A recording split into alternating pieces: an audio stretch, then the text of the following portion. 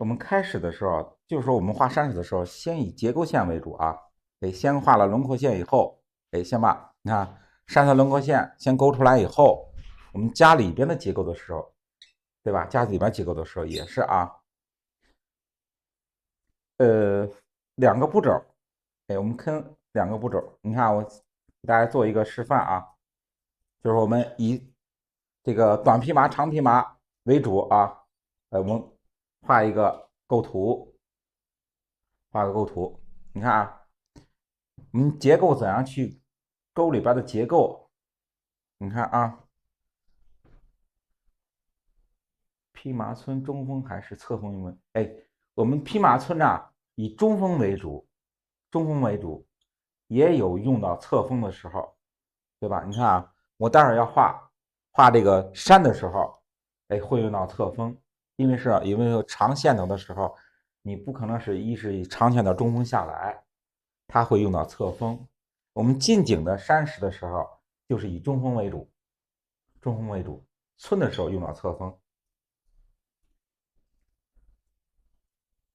它不是单一的啊，我们记住，我们画的时候啊，这个笔锋啊，它不是单一的，中锋就是中锋，侧锋就是侧锋。我们在这个画的时候，中锋侧锋并用的是，中锋侧锋并用的啊。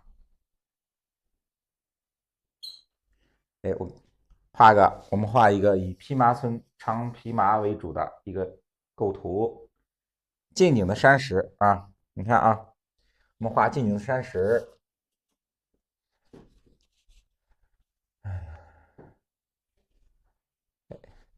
结构线，看啊，先中锋勾出结构线，你看啊，勾出结构线以后，我把这个左下角的我勾一块山石，先把外面的轮廓线勾出来，对吧？勾出来以后啊，你看，大家看一下怎样勾里边的这个结构线，这是外的轮廓线啊，轮廓线就是山石的，就是说我们山石外边这个形状，这个山石是圆的、方的、三角的，对吧？它把这个山石的大轮廓，先勾出来，里边结构，你看啊，勾里边的结构也是，我们先找山石的这个中心位置，中心位置，中心位置就是我们讲的啊，就是说我们讲这个素描的时候，画人头像的讲这个鼻损，就是我们鼻的最高的地方。对，你看啊，我们就画最突出的地方，就是最中心的地方。比较突出的地方，看，画一个结构，画个简单的结构。这个结构线就是能分出山的这种三个面来，一二三，对吧？一二三，记住啊，大家记住，前面这是第一个面，左边第二个，右边第三个，对吧？这就是我们简单的分出结构来。这个结构就是我们说的啊，十分三面。看，勾完结构以后，短披麻我存在什么地方啊？存到这个结构线的后边。看这个结构线的后面，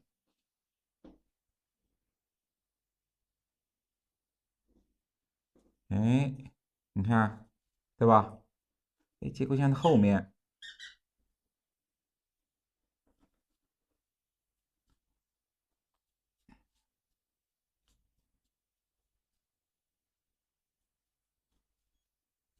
对吧？你看，我存到结构线的后面，让这个结构就是这个山石啊，它有一个明暗的这个结构层次，对吧？就是说我们看，就是说比较简单的啊，光线照过来，这是光照的地方，亮的。我们村的地方是光线照不到的地方，哎，就是暗的地方。哎，你看短披麻，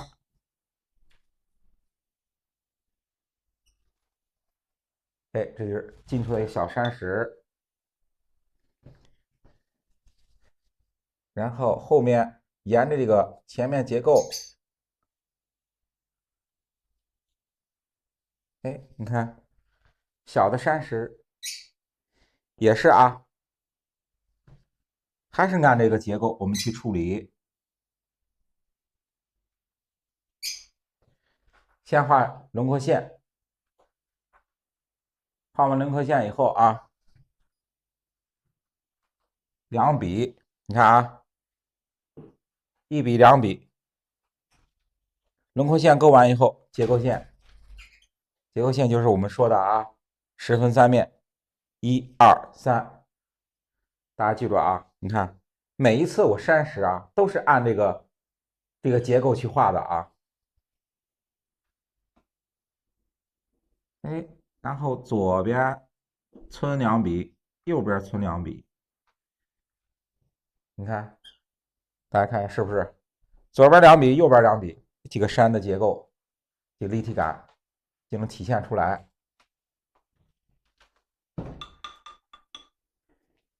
就是我们常用的就是这个易德格的这种墨形状的，普通的墨针就可以啊。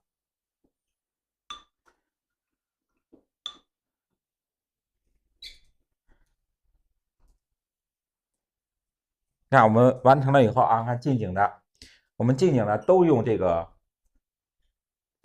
短披麻去表现啊。你看我再画一个组，我们再画一组，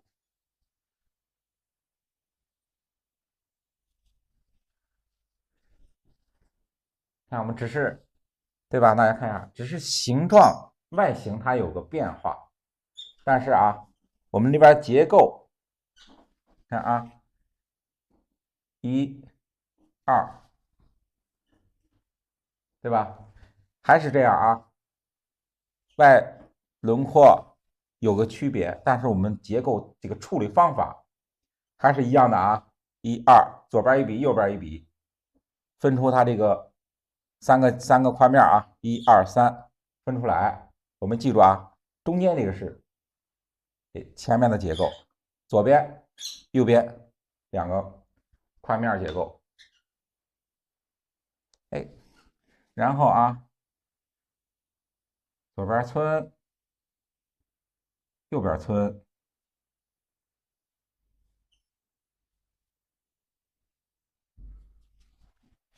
对吧？你看，左边村两笔，右边村两笔，这个山石，你看就能表现出它这个山石的这种立体感来。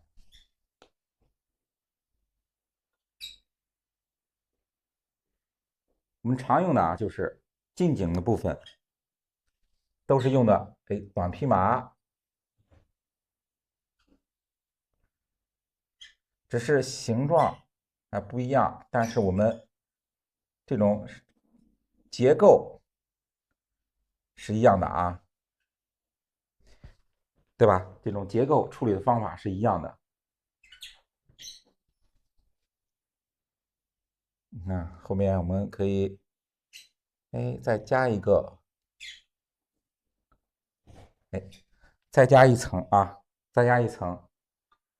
虽然和前面的这个形状不一样，你看我们怎样去处理啊？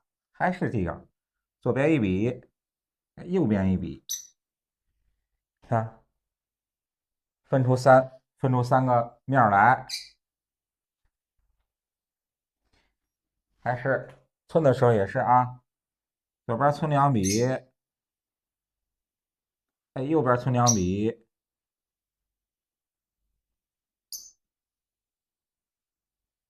对吧？看左边两笔，右边两笔，先左后右，你看对吧？近景的这一部分，我们山石这个结构啊，这个明暗都能就是说很简单的，哎，我们就能画出来。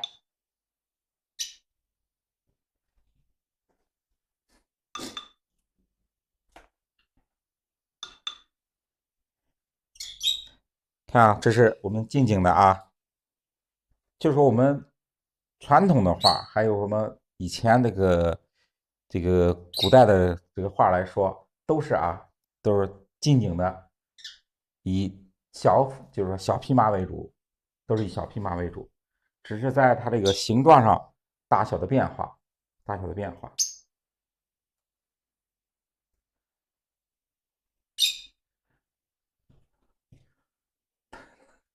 嗯，话不好说的，这回得就是说，只要说我讲的，就大家能听明白就行啊，大家听了，就是说我们现在山水上也用得到，山水上也用，画像画也用得到，这画像画也用得到啊。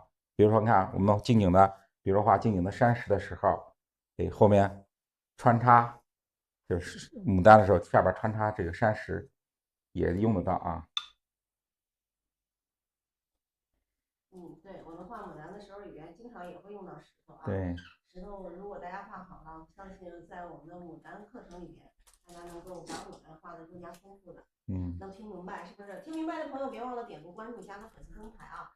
开播就有提醒了，老师是下午的3点半开播。对，大家有问题的话，同样可以扣在公屏上啊，老师会给大家来进行一个解答的。今天老师用的是个4尺的生宣啊，朋友们。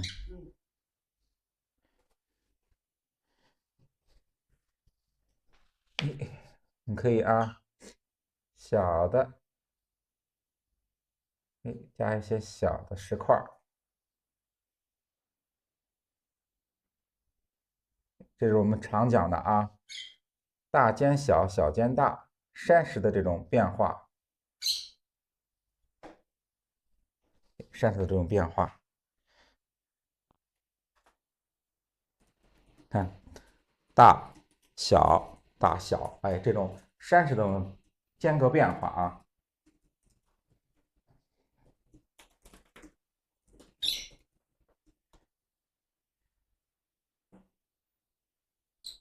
看，我们到这个近景的，哎，小虎皮不是小匹马啊，小匹马。哎，我们到画远山的时候啊，近景，这是近景，我们画个这块再处理一部分啊，可以再处理一部分。哎，看啊，我们先画也是啊，先画山石的轮廓，对吧？哎，我们再画一组啊，我们再画一组，还是按我们前面这个山石这种结构皴法，对吧？我们再画一组啊。你看，有的大家就说啊，前面的没看到，对吧？老师，我再做一组啊，再给大家画一组。你看，轮廓线勾出来以后啊，勾出来以后啊，左边一笔，右边一笔，哎，勾出来，勾出这个山石的这个3个面来。我们山石3个面来，1、2、3，前后，是前面的，后边左边的啊，后边右边的。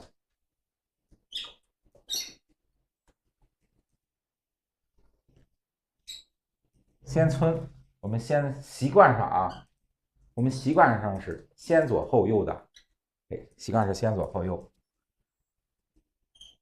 哎，左边皴2笔，右边皴2笔，对吧？哎，左边2笔，右边2笔，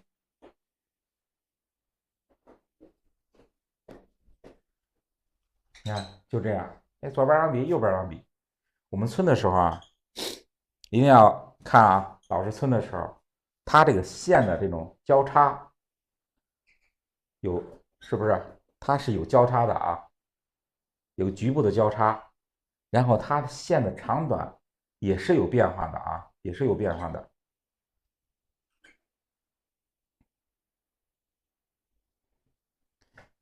你看，这是一个，后面你看向后，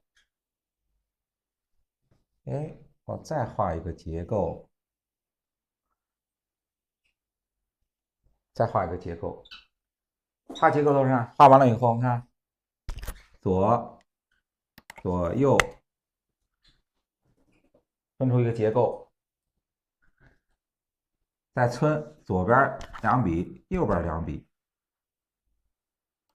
你看，对吧？不管是我们大的山石还是小的山石，就按我们说的这种1、2、3，你去勾，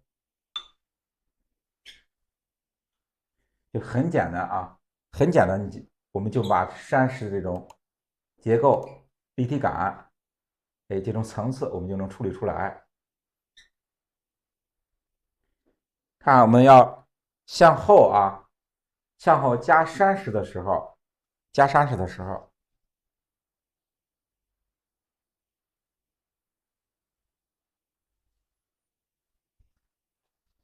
加完以后啊，我们先把外轮廓勾出来，勾出来以后啊，里边结构啊，看着啊，我们前面1、2，对吧？1、2勾出来以后，你看啊，左边1笔，右边1笔，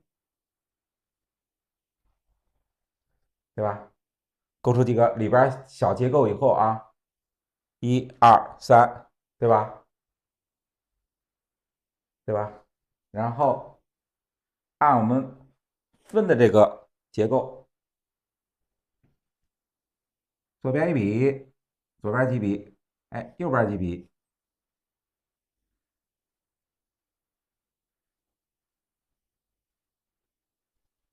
看，很简单，对不对？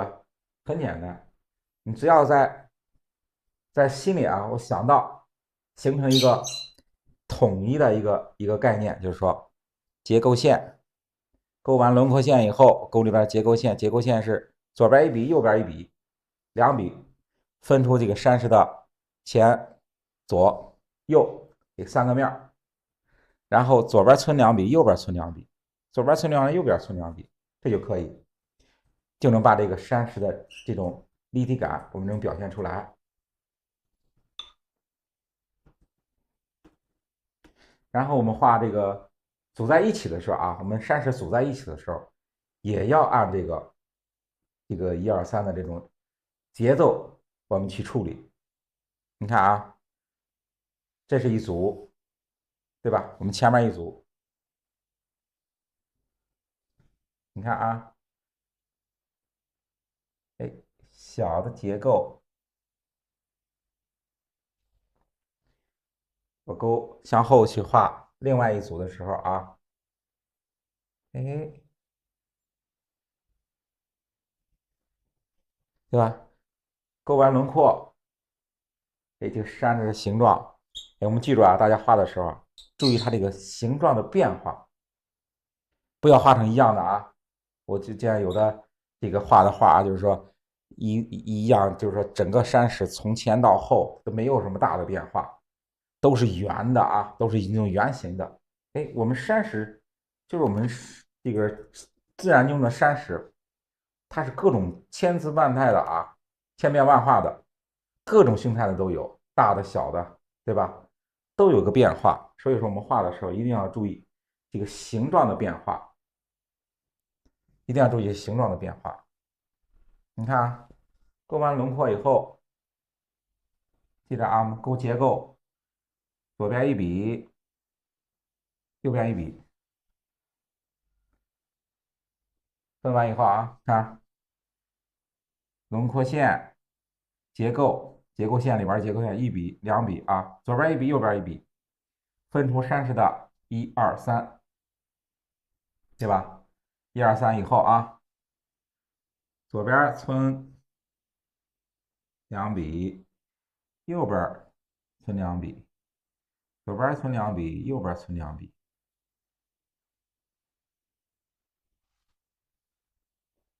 你看是不是？哎，左边2笔，右边2笔，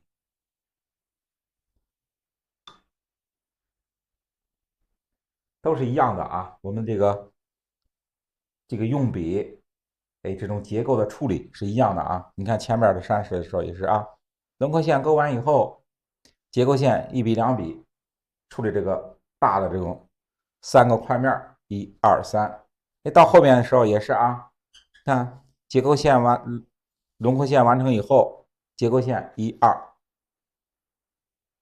对吧？然后寸的时候也是，左边2笔，右边2笔，左边2笔，右边2笔。哎，很简单的啊。向上，哎，要让它向上一个结构，你看向上结构，外轮廓勾完以后，左边1笔，右边1笔，对不对？你看很简单，没有又分出一个山石形状。哎，左边存2笔，右边存2笔。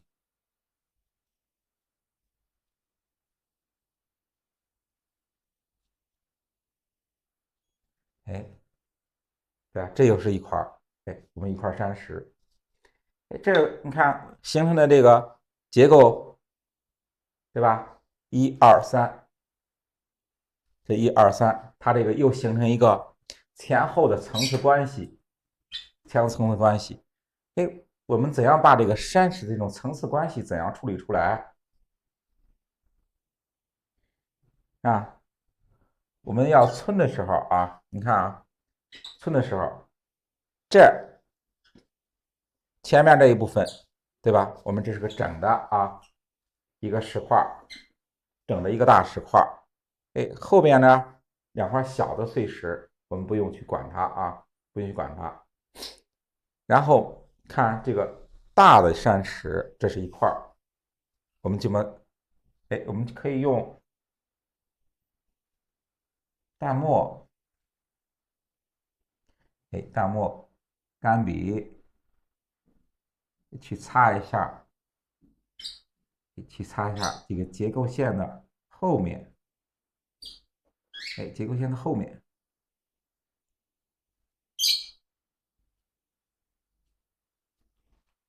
看，哎，形成一个哎这种非常明显的明暗对比，对吧？这就是前后关系、前后层次，我们就能分出来。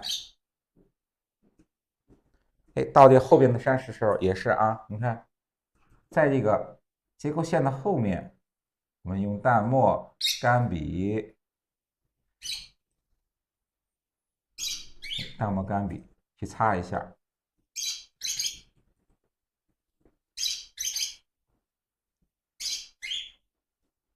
看这个形成前后的这种关系，就是交代一下，就是对不对？我们加了以后啊，1、2、3，哎，这种节奏，这种关系，哎，我们就是在这种方法上，哎，去处理。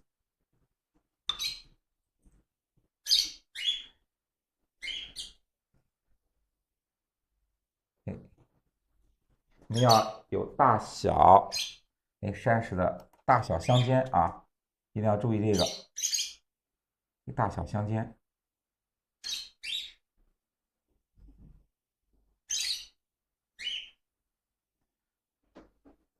大见小，小见大啊。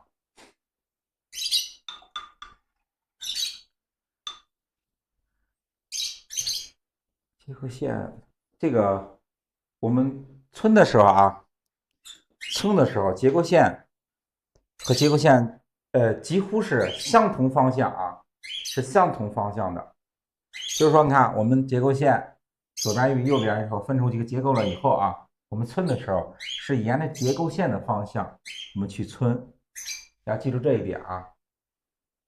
哎，要沿着我们结构线的方向去皴。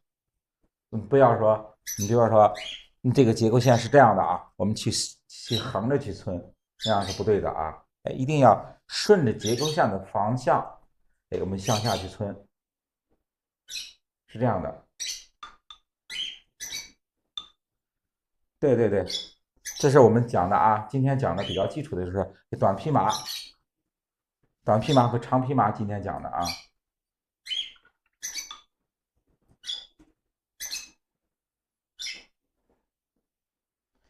你看啊，我们近景的这种短披麻，对吧？短披麻，哎，下面我们要，比如说我们画长披麻用在什么地方呢？哎，长披麻一般都是用在我们远山和主景的这种山的上面啊，表现那种比较高耸的山，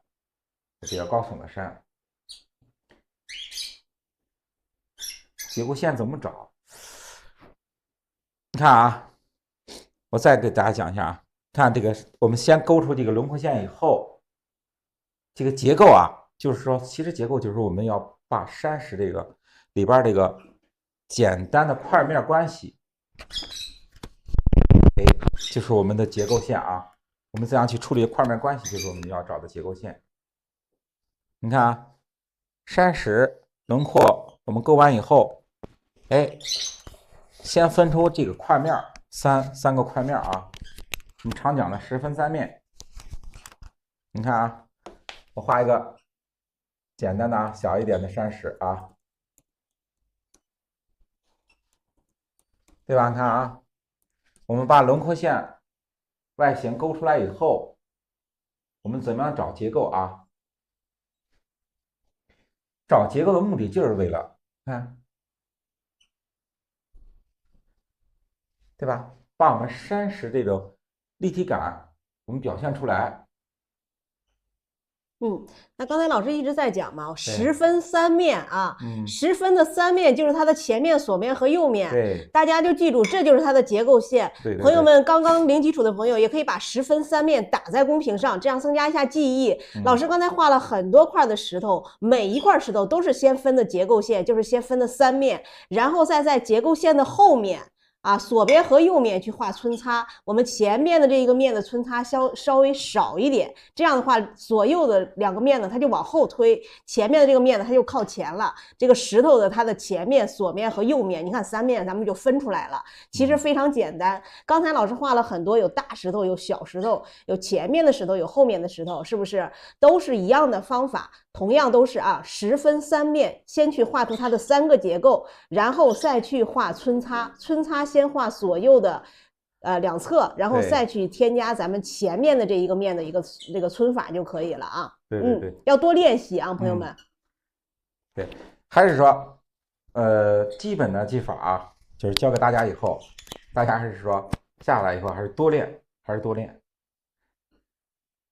熟能生巧，对吧？我们常讲啊，熟能生巧。你熟悉了以后啊，我们掌握了，你1块石头掌握了，2块石头我也掌握了，然后啊，我们石头就说你组织能力以后，我们就是掌握了组织这个画面的能力，大石头、小石头组织在一起，哎，我们就可以怎么着？哎，就能组织一个山，对吧？就能组织个山，然后可以随意的，你看我可以说。掌握了这个技法以后，看大石头、小石头，哎，我都可以随意的去安排，哎，随意去安排，对吧？可以随意安排，可以说啊，老师，我觉得，哎，这我就安排个小的石头，对吧？我这一会儿再安排个大的石头，随意去安排。我们掌握了基本的技法以后啊，随意去安排。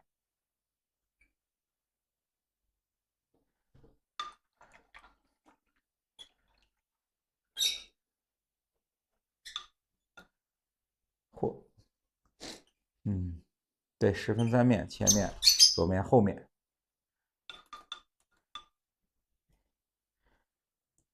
其实讲了以后啊，大家其实都就是说，都那个挺容易理解的啊。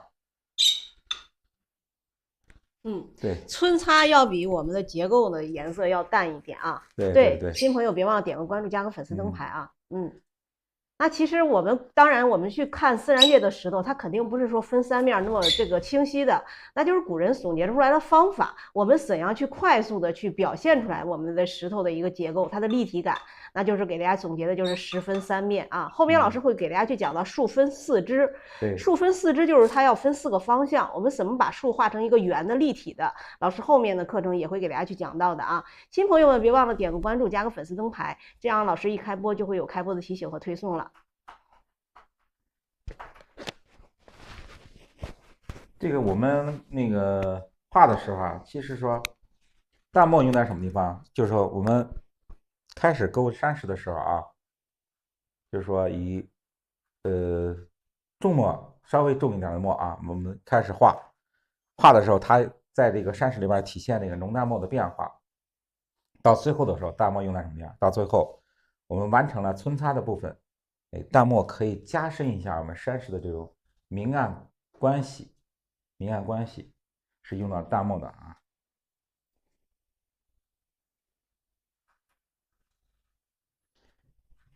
看我们可以啊，我们近景的，这种小的石块就是用短皮麻完成以后啊，我们画远山的时候啊，画主山的时候可以用上一些长皮麻。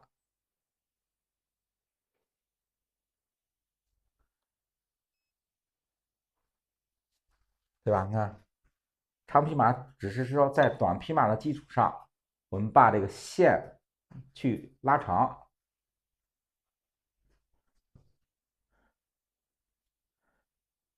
你看啊，我现在不是正讲对吧？三面不是字。刚才老师说对，就是前面的左边和右边啊。对，哪个？我们这个刚才口误。不是山石后面，我们肯定是看不到的啊。我们山石不是透明的，对吧？它不是透明的，它是实的东西啊。对。所以说我们有透视眼能看到后边啊。我们一般就是前面、左面、右边这3个面。我们看啊，我们画这个长皮马，远山长皮马怎么办啊？你看啊，我现在就给大家去画这个长皮马，也是啊。我们先勾这个山的这个轮廓，外轮廓，对吧？外轮廓勾完以后，也按我们前面山石的这种结构去处理。你看啊，左边、右边，对吧？你看左边、右边，后边再加个结构。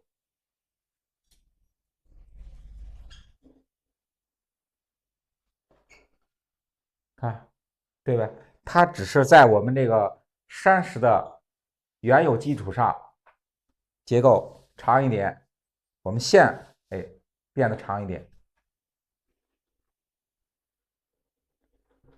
然后长的匹马啊，看我们结构，简单结构，我们勾完以后啊，还是结构线的位置，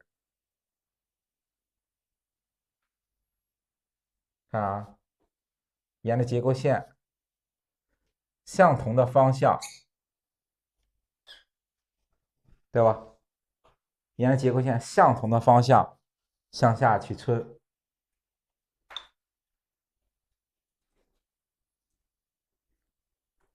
也是啊，看这个结构，沿着结构来向下去皴啊，顺着这个结构线向下去皴的啊。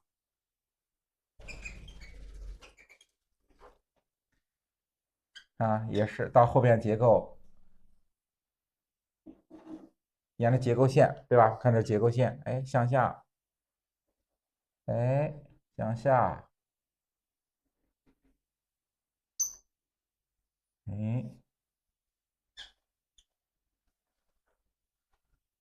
大家看是不是？我们只是在我们短皮麻这个用笔的基础上，把线拉长，把线拉长，就是这样的啊。这个勾结构的时候啊，我们勾结构线的时候，尤其勾这个轮廓线和结构线的时候啊，中锋一定要用中锋。为什么要用中锋啊？我给大家讲为什么要中锋。中锋啊，它这个线条表现的这个线条，一个是圆润、浑厚、有力度，这是中锋勾出的线条。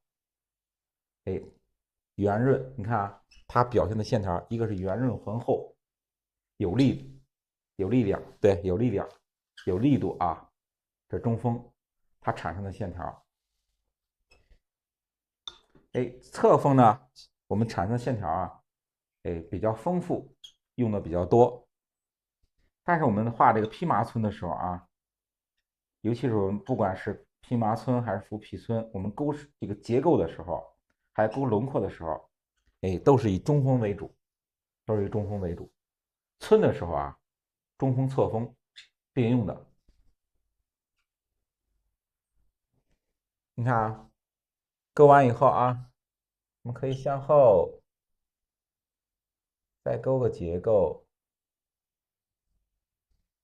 对吧？我们可以再勾个结构。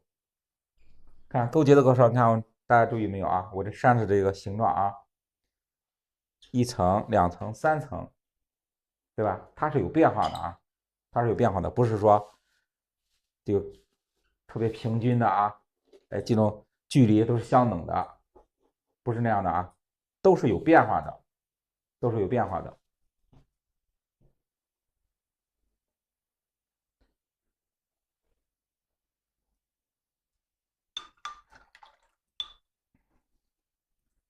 你看啊，哎，沿着结构线，哎，向下去皴，一定要和我们结构线是相同方向的啊，是相同方向的。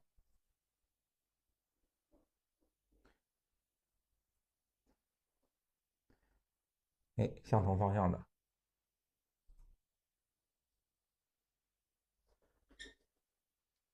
就是我们看，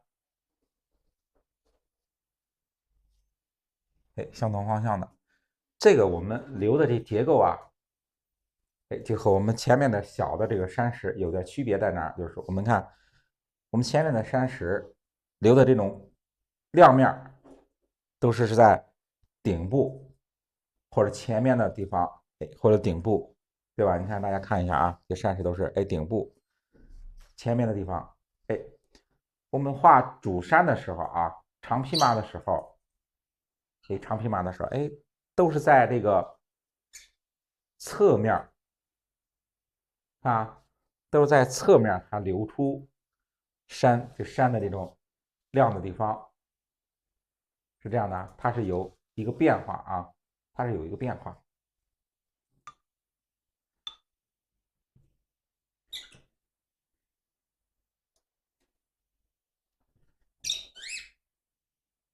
哎，上面你看我们画山的时候啊，演山的时候，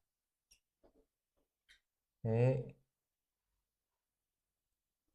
你看到后边的时候，哎，别嘛，我们画这种小的这种结构啊，哎，就是说我们画山的时候，你只看到了前面这个主峰，哎，前面主峰能看到它的就是下边，对吧？左右两个面我们能看到。你到后边因为前面的山峰挡住以后，只能看到山顶的地方，只能看到山顶的地方。所以说我们哎只画上面的一个结构，哎画上面结构的时候，小结构的时候也是啊，左右，哎左右两笔分出来，哎左边清两笔，右边清两笔，你看对吧？这个哎小的结构，我们就能哎画出来。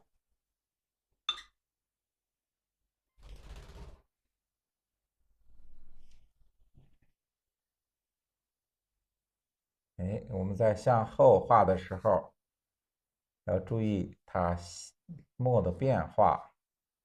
向后画，哎，我们墨色变淡，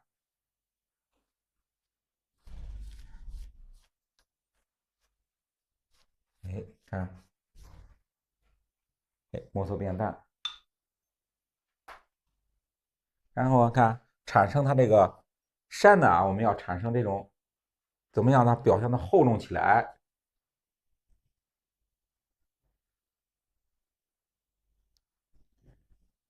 向上，哎，看啊，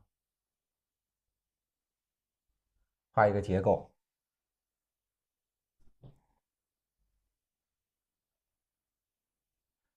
哎，看啊，也是左边一笔，右边一笔，分出简单结构，顺结构线向下村。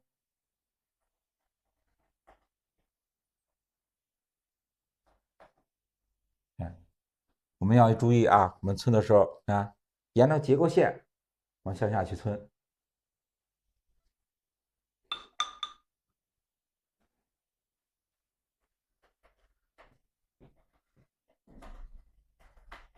哎，到后边对吧？到后边的时候，就是越来墨色越淡，是这样的一个变化啊。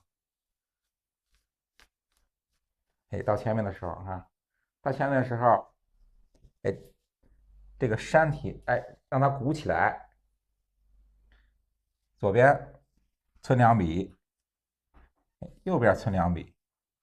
你看啊，左边村2笔，右边村2笔，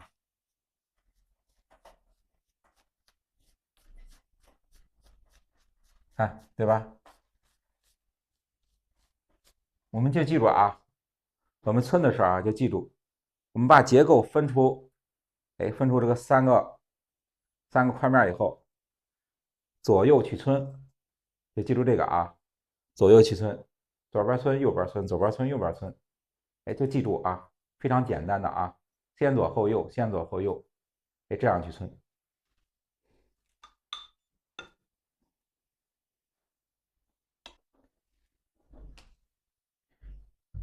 不用着急截图，嗯，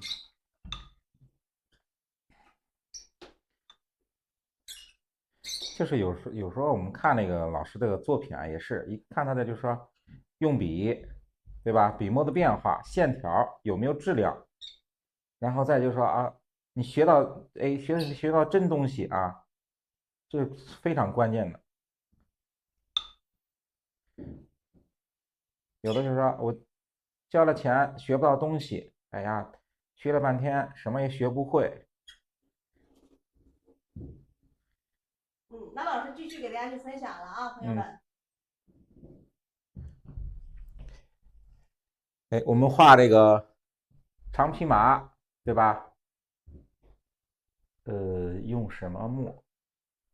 浓墨淡墨啊，你看啊，我们画轮廓线、画轮廓线，还有画这个结构线的时候，用墨稍微重一点，可以稍微重一点。哎，但是我们皴擦的时候啊，皴擦的时候一定要注意，皴擦的时候一定要注意它墨的变化，不要说一种墨色，比如说我勾这个结构线就是黑的，哎，然后我皴擦也是黑的，它就没有那个墨的变化，墨色的变化，线的变化。我们中国话来说啊，讲究的笔墨气韵，哎，是讲究这4个字的啊，笔墨气韵，哎，用笔线的变化是放到第一位，然后下面是墨的变化，墨分五彩，对吧？浓淡干湿焦，墨的变化。所以说我们中国画的时候啊，你画的时候，哎，线的变化表现出来，墨的变化表现出来。这个画来说啊，虽然不上色不着色，但它这个画就能表现出我们的许多的内容，春夏秋冬都能表现出来。所以说你要看欣赏画的，我们欣赏一幅画的时候啊，欣赏一幅画的时候，就欣赏它的用笔用墨，其次才是它的颜色，对吧？才是它的颜色。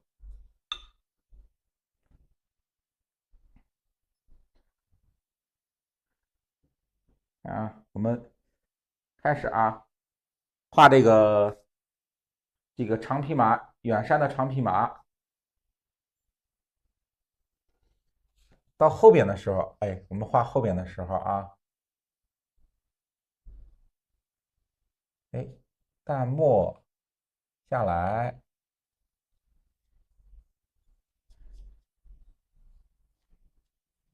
淡墨下来，你看啊，还是这种长的匹马，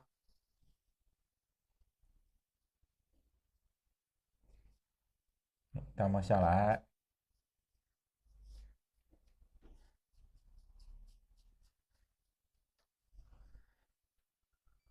哎，到远山的时候啊，你看我们画远山的时候，很淡的这种墨色，也是啊，先勾什么呀？哎，先勾轮廓，对吧？先勾轮廓，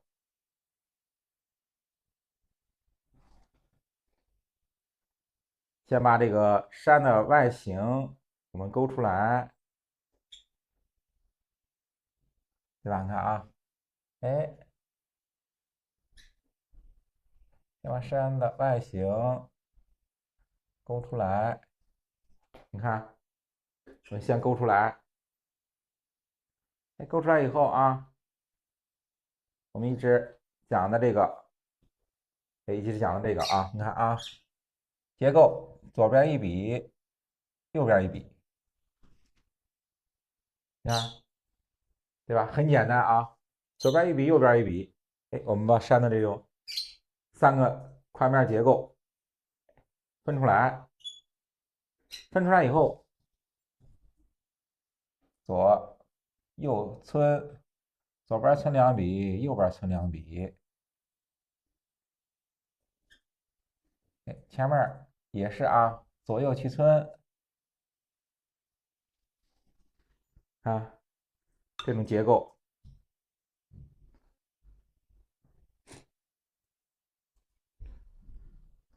哎，然后啊，向后去加结构，加结构的时候也是啊，你看加结构的时候，对吧？看加结构的时候，是不是会我们这个主山这个结构，哎，是不是很相似，对吧？也是按这种结构的方法去处理。这个石头结构怎么去找？你说是远山的结构吧，对吧？远山结构吧，你看啊，我们远山的结构啊，也是和我们这个啊，你看这个中景的这个主山的这个结构，哎，是一样的啊，也是这样去找。朋友们点那个问问题，最好给老师点亮个灯牌啊，这样对老师也比较尊敬，是不是？提个问题花1毛钱不贵啊，点亮个粉丝灯牌可以，这样的话老师也容易看到大家，好不好？对对对，不是随便村的啊，不是随便村的。看啊，我们村的时候啊，一直强调我们村的时候，哎，要沿着我们的结构线，我们勾的结构线去村啊，沿着结构线去村。你看啊，对吧？就和我们前面的也是这样的啊，前面的也是这样的啊。哎，勾完结构线以后，哎，整体结构线勾完了，我就顺着结构线去向下去村，对吧？这样也是啊，我们画远山的时候也是，哎，勾完结构线，沿着结构线向下去村，对吧？向下去村，对吧？你看，也是啊，我们向下去村，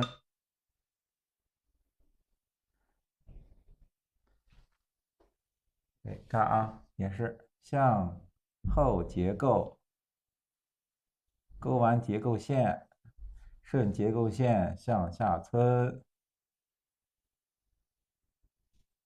对不对？你看，和我们前面这个山的这种用笔皴法是一样的啊，只是说在墨色上它有个变化，我们变淡了，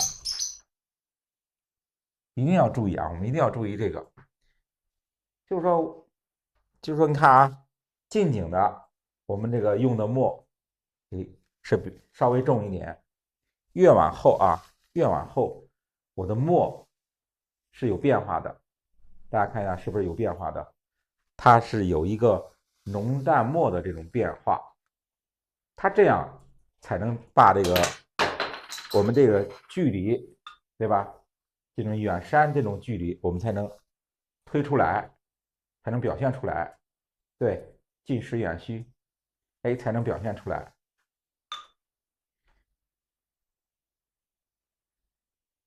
不要说我们啊，有时候不要画上近处的，也是这种墨色，中景也是这种墨色，远景也是这种墨色啊，这是错误的啊。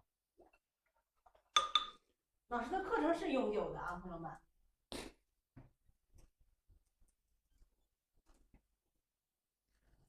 我们可以远山让它越来越远，然后勾的时候尤其我们勾远山的时候，哎，勾出结构来以后勾出结构来以后，几笔就可以，几笔就可以，不要勾的太多。你看，勾出一个大体的结构，哎，就可以对吧？就可以，这样就可以，不要寸的太多。一个是我们刚才讲的你刚才有同学说近实远虚，对近实远虚，还有一个什么近清远糊，就是说近处的比较清晰一点，远处的可以模糊一些。哎，近处的实，远处的虚，近处的反，远处的简，对吧？要记住这个哎，远处的时候我们可以非常简练，寥寥几笔，寥寥几笔就可以。你看，对吧？简单几笔就可以。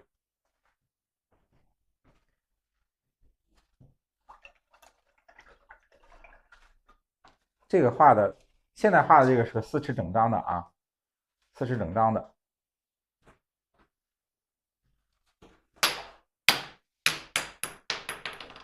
你看我们画远山的时候寥寥几笔，哎，把山的这种大致的形状我们勾出来，哎，就可以就可以。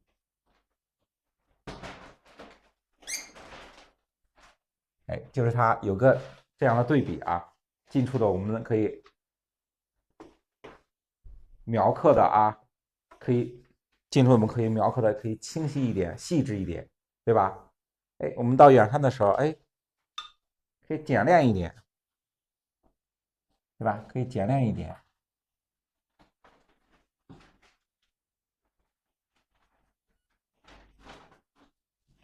对吧？我几笔，哎，勾出山的大致形状就可以。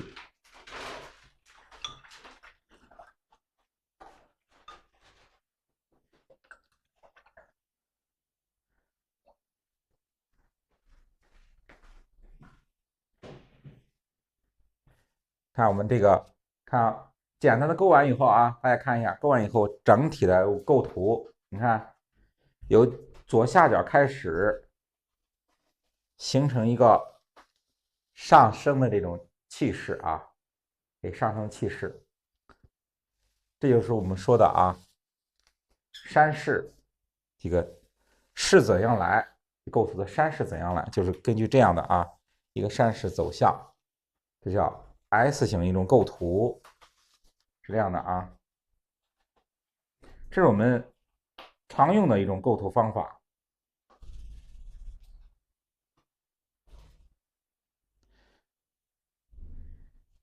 你看，我们完了以后近景的也可以添一些小的山石。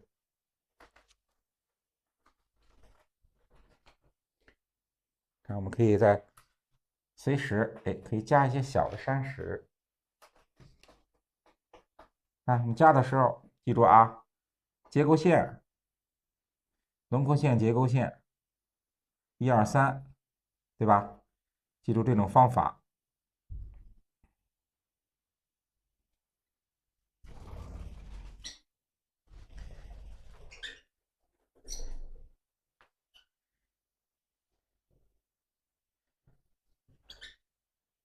哎，我们看远山的地方可以虚下来，对吧？你看往下虚下来。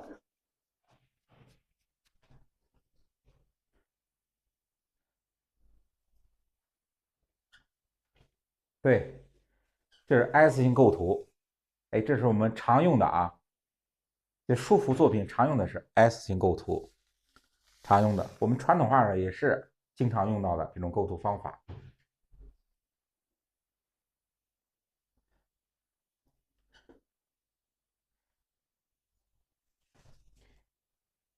你看，我们可以在山石上啊，你看完成了以后啊，山的地方，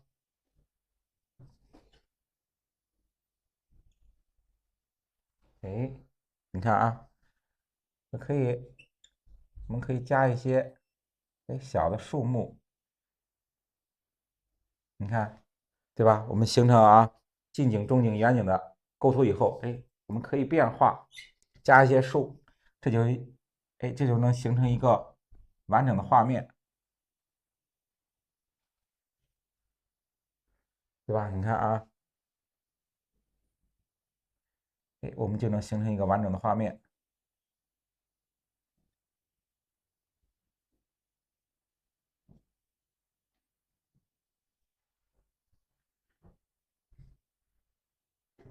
树干，你看，加一些点叶儿，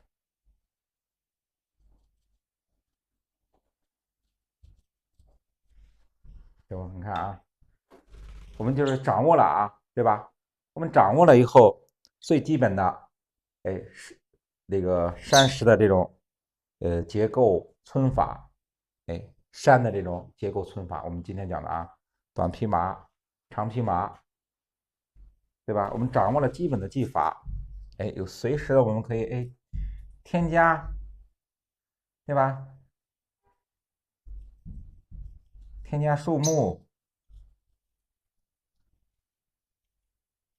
对吧？你看，添加树木，哎，我给大家简单的构2棵树木，哎，它就能形成一个，哎，一个简单的画面，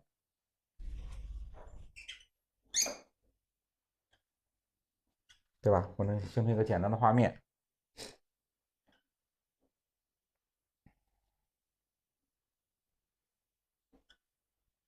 这就是我们讲的啊，你看，基本的技法掌握以后，我就能随时的想怎样组织画面，哎，我们就能组织画面，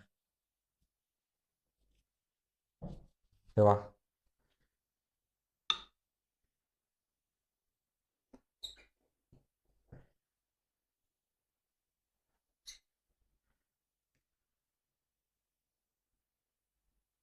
对，有那个我们呀，就是说今天啊，主要讲的是山石的结构啊，披麻村山石的结构。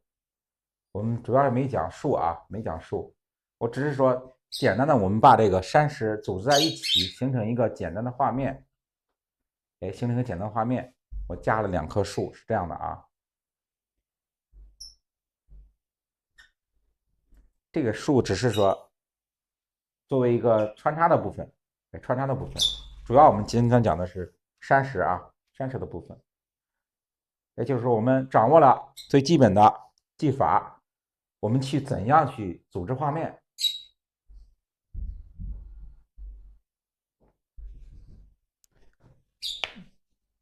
看我们这样组织画面的时候，你看这样完成了以后，哎，我可以，这是水，我们这把这给形成什么？哎，形成水面，对吧？形成水面，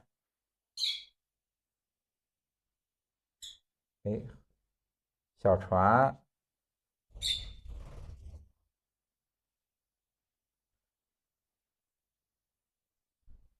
对吧？我们可以，哎，画小船，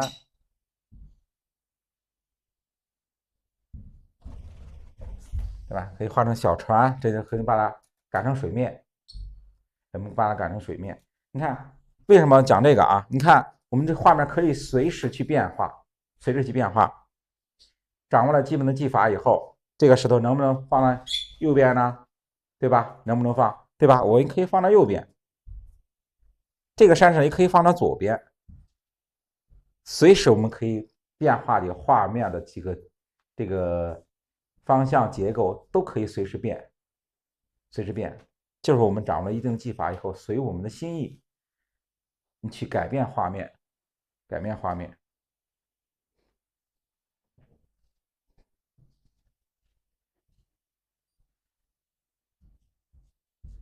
对吧？我们可以随时改变画面。哎，就是说我们掌握了一定的技法，哎，掌握了一定技法以后，哎，我们可以随时去变。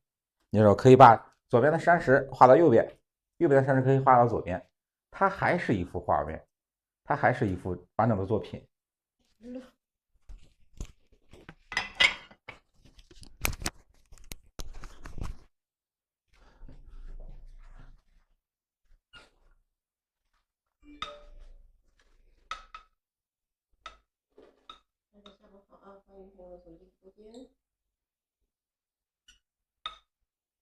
老师接着昨天那章继续给大家来分享啊。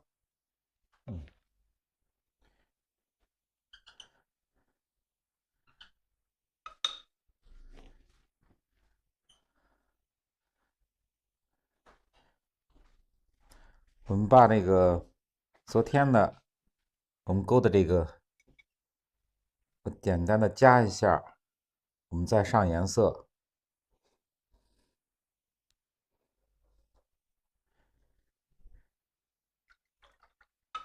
我们把笔洗干净以后，调墨，对吧？我们画山石和树的时候，哎，都需要把笔洗干净。哎，我们去调一下墨。我们把这个中景的山石上面，你加一些哎小的树木啊，哎，丰富一下画面，哎，对吧？你加一下哎小的树木。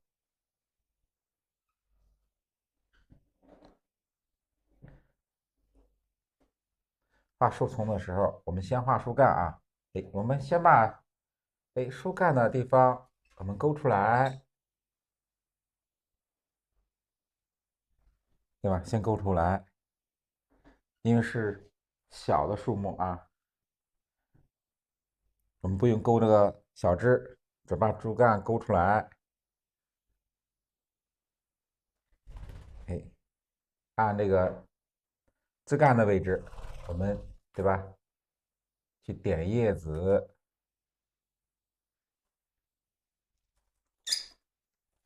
哎，点这个叶子，我们用这个横点啊，哎，这种大横点去点，由上向下，对吧？看由上向下这样去点，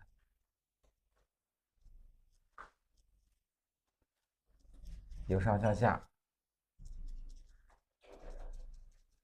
它这个墨色变化也是啊，由浓到淡，是这样的一个变化。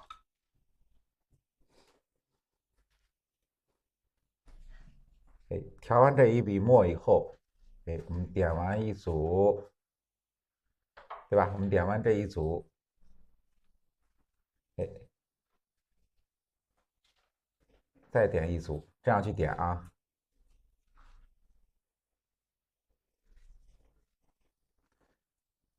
看，形成一个墨的浓淡变化。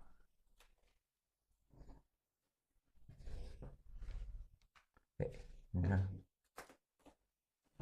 有高有低，有浓有淡。哎，我们形成这个变化啊。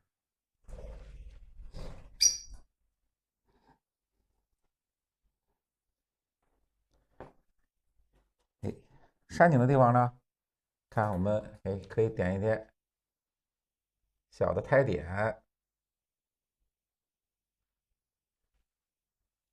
小的胎点，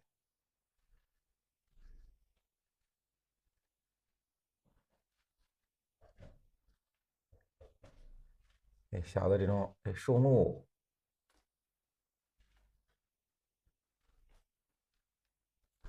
哎小的这种树木。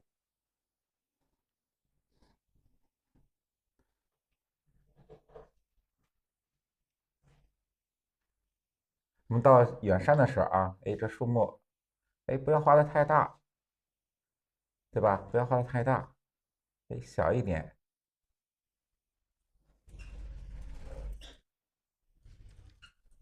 对吧？我们画一些小的这种，哎，树木。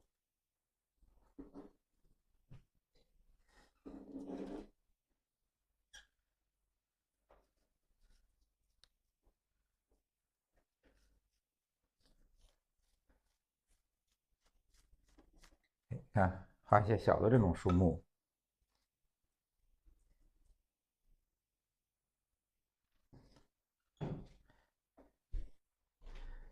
哎，我们可以在这个树丛中间，对吧？这种树的中间，哎，我们可以穿插一些，哎，看，哎，这种树枝啊，对吧？我们可以这穿插两个哎小的树枝去破一下啊，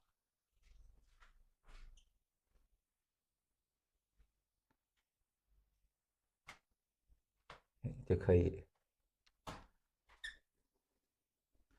哎，近景的地方，你看山石中间，哎，我们也可以点一些苔点，丰富一下我们山石结构，对吧？丰富一下我们山石结构。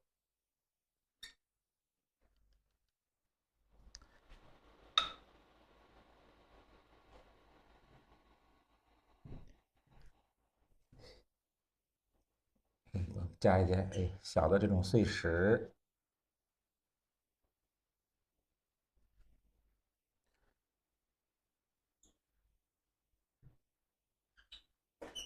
哎，你看，哎，让我们画一下，画环让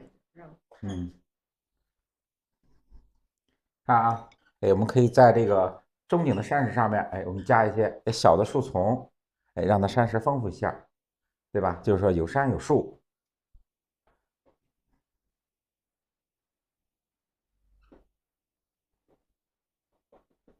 哎，看我们这样就可以组成一个简单的画面，对吧？我们可以组成一个简单的画面。像我们昨天只是画了几块，对吧？几组山石，哎，我们稍微加一点树木啊，哎，点景的东西，哎，就形成一个哎完整的画面。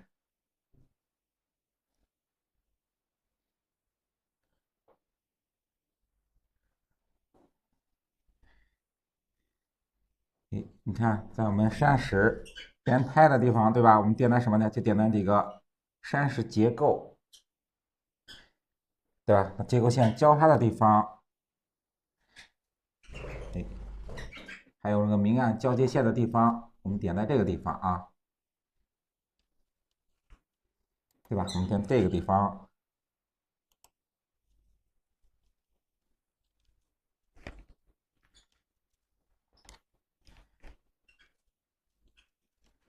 哎，看，这就我们，这就我们就可以形成一个完整的画面，对吧？我们就这样形成一个完整的画面。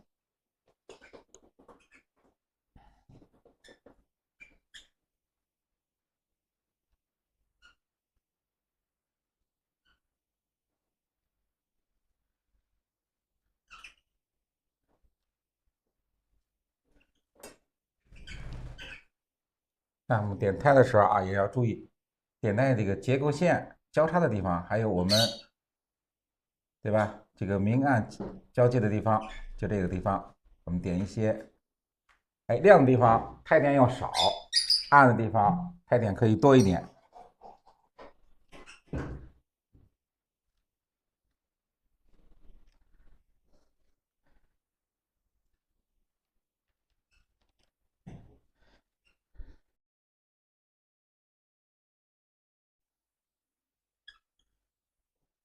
第一步啊，第一步，我们先勾什么呀？对，先勾它的轮廓线。你看啊，我们简单的画一个大的，简单画一个大的山石啊。哎，先画左边，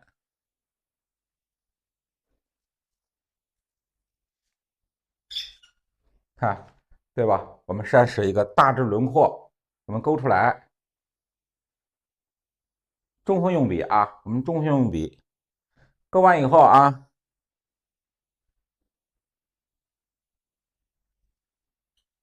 你看是不是我们整体的一个山石这个外形勾出来以后，哎，怎么勾里边的结构？哎，你看啊，左边一笔，对吧？你看啊，然后右边一笔，对吧？你看，这就是山石的结构，它分出3个面来，对吧？你看，这是1个、2个、3个，对不？分完以后啊，结构我们简单的结构分出来以后，怎样把它的这个立体感、明暗关系我们处理出来？你看啊，就我们讲的啊，皴擦啊，你看啊，沿着我们这个结构线，沿着结构线，哎，左边皴2笔，看啊，右边皴2笔，对不对？看，哎，左边2笔，右边2笔，你看啊，左边2笔，哎，右边2笔，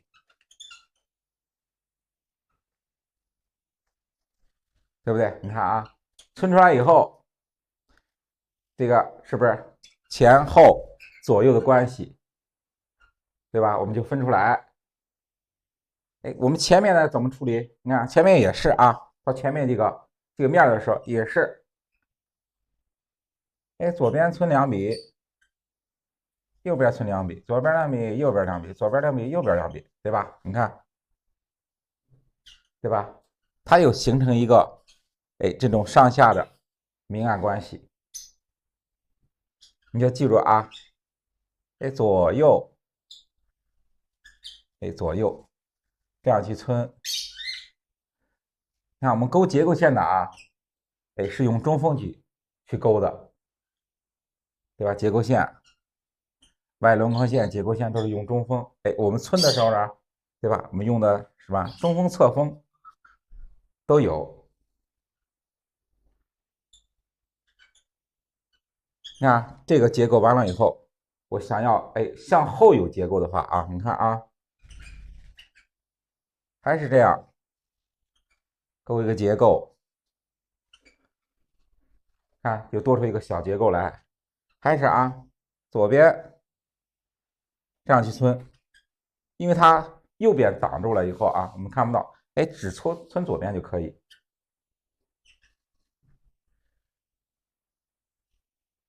你看啊，再画一个结构的话啊，再画一个结构，我还按前面这个我们皴法去勾。你看啊，左边一笔，右边一笔，对不对？这个结构勾完轮廓线以后，这个3个结构我们就出来，前面的左边、右边，对吧？结构出来以后啊，哎，左边一皴，右边皴，哎，左边皴，右边皴，对不对？你看啊，左边皴，右边皴，到前面的上也是啊，左边皴2笔，右边皴2笔，你看，对吧？很容易我们就形成一个结构，哎，形成一个结构，哎，就是我们讲的啊，这个，哎，十分三面啊，对吧？十分三面就是哪一面？看啊，这是一个，对吧？这是一个，然后左边这是一个结构，这是一个面，对不？看，这是十分三面，1、2、3，前面、左边、右面，对吧？哎，这就是很简单的，我们就分出来。很简单能分出来。不管是大的这种石块啊，还是小的石块，比如说啊，我们再画个小的石块。你说哎，老师，我大的我结构看清楚，小的结构怎么处理？小石块怎么处理？看啊，小的石块也是啊，勾出这个大的轮廓以后，一左一右分出结构来，3个面儿，看啊，1、2、3，对吧？都分出来，顺着结构线，你看啊，侧锋左边存2笔，右边存2笔，左边存2笔，右边存2笔，你看是不是？这个山石对吧？很简单的就鼓起来，就有一个就产生这个立体感，这种效果，对不对？啊，不管是这种圆的，对吧？比如再画一个长一点的，你看啊，这种形状的，你看，这种形状的，就是说我遇到了圆的，我知道老师讲的，知道这个面怎么处理，长的怎么样处理啊？变了形状以后，你看也是啊，左边一笔，右边一笔，2笔分出3个面来，就分出山子的结构。左边存2笔，右边存2笔，左边右边左右两边去存，你看它这个山石就有了立体感，也是前面一个面1、2、3，对吧？1、2、3，它是相同的啊，和我们大的这个山石啊，我大的山石也是按这样去处理，小的石块也按这样去处理，对不？我们这样就比较明白。我们用的这个用的这种皴法啊，就是我们说的蓖麻皴，你看啊，就这样去皴。它有一定的弧度，不要说，你看啊，注意我们不要这么直着去啊，这样直着去皴，它是有一定的弧度。皴的时候也是啊，我们这个结构线沿着结构线这样去皴，由上向下顺结构线这样去皴啊，不要乱，不要乱。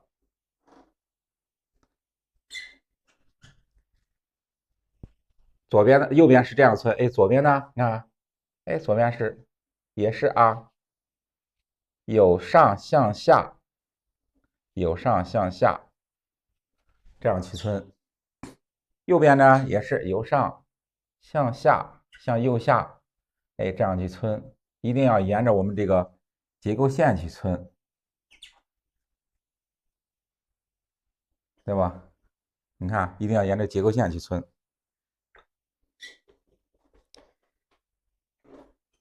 然后啊，这个注意，现在就有一个这个问题，就是说我们勾这个轮廓线，大家记住没记住？勾的轮廓线是用的中锋还是侧锋，对吧？用的是中锋还是侧锋？同学们有没有明白的？就是说，老师，我轮廓线，我们用轮廓线勾轮廓线用的是中锋还是侧锋，对吧？要知道的啊，同学们要知道的，打在公屏上。我们勾轮廓线啊，就记住说，山石的外轮廓线用的是中锋还是侧锋？对，中锋。对，好多同学啊，大家都挺对的啊。然后我们皴呢，对吧？皴的时候，用的是什么？中锋还是侧锋？我们皴的时候啊，皴擦的时候，我们勾的时候啊，对吧？是中锋。我们皴的时候用的是侧锋还是中锋？大家有没有知道的？对，我们用的是侧锋。为什么用这个中锋？哎，我们中锋产生的线条，大家看一下啊，产生线条，一个是圆润、浑厚、有弹性、有力度，对吧？哎，我们皴的时候多用侧锋，产生的变化比较多，哎，产生变化比较多。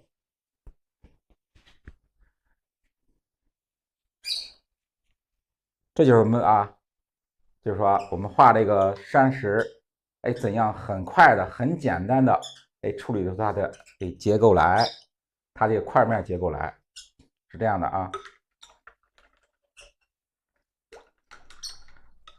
哎，大家明白没？明白了以后，我们就下边就上颜色啊。